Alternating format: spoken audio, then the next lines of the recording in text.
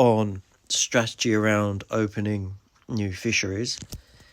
So the idea is to really try and keep the XP level, the 254 at the top, as low as possible, and to only have a few fisheries that you really focus on opening and investing in terms of upgrading lures, because the more lures that you upgrade, the higher XP, which means you compete against the higher players, which makes it harder to win. And so my strategy with this is to only try and level up the lures for a certain amount of fisheries. So I'll just go through. So Florida as an example, you can see I've leveled up and maxed up most of those lures. Lake Guntersville, you can see, although they're high, I haven't maxed out quite a lot of these. Some of these, like Kenai, have. Amazon, again, reasonably high, but not fully maxed. Loch Ness, the same. The ones where there aren't any lures to upgrade are normally the ones that I've maxed out. So Med, for example, Yelper, for example. Some of these lower end fisheries, sort of from lake, from level 30, which is Lake Biwa, down here backwards, except for Lost World. I don't bother with Lost World. Most of these fisheries, I've put some effort in and leveled up the lures. But you'll see the fisheries later on, Kopanai, for example. These are quite low level lures, and then the further that I sort of go down, these are all level 1. Because I'm not going to be able to compete here because I don't have the skill tree complete, and I don't have the rods, and I don't have all the good licenses. So I don't upgrade the lures, because if I upgrade the lures for these fisheries and try and win, I'm not going to win. And so there's a lot of fisheries that I have, even though I've opened up all the fisheries, there's a lot that I just can't compete at, and that's fine. I don't try and make the effort to compete at those fisheries.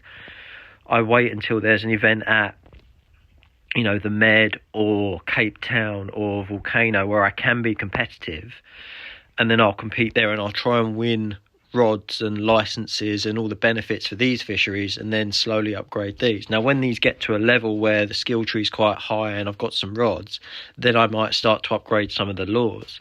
But you can see for the majority of these higher fisheries, I just haven't made the effort to upgrade them because I can't compete. Now that might change in terms of trying to build my power a little bit later on. I might slowly start to upgrade these a little bit more, but I've been trying to hold my XP level down in order to be competitive. And so the only way to do that is just to not level up the lures. Now, if you have opened up, up to Colorado or the first sort of group of fisheries, what I would do then is I would pick, my top 10 best ones, and I would continue to increase the lures and level up the lures and upgrade and all of that for those. The others, I would just pause, just stop trying to level up the lures until you've got some, quite far in the ones that you've already invested in.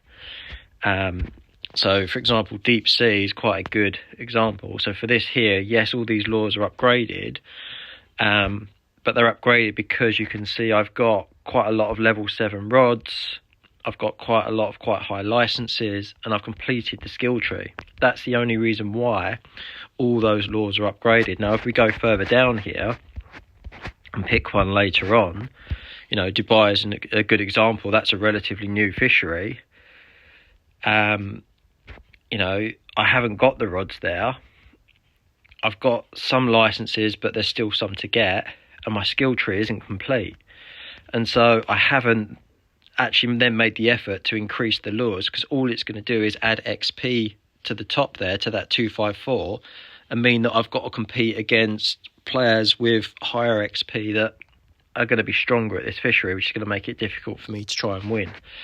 So I hope that helps in terms of my strategy around keeping your XP low and trying to invest in your fisheries. Now, for some of the new fisheries, because they don't play the old fisheries that often, sometimes I will invest in a new fishery. So, for example, volcanoes is relatively new. I made the decision to increase all the laws and all of that for that fishery, because there's going to be lots of events, because I knew I was going to get lots of rods and lots of skills. So that made sense to actually do that from time to time, but I won't be opening up and investing in every new fishery. So I hope that helps. I hope that's useful, and I hope you find it interesting. And if there's any questions, please let me know. Cheers.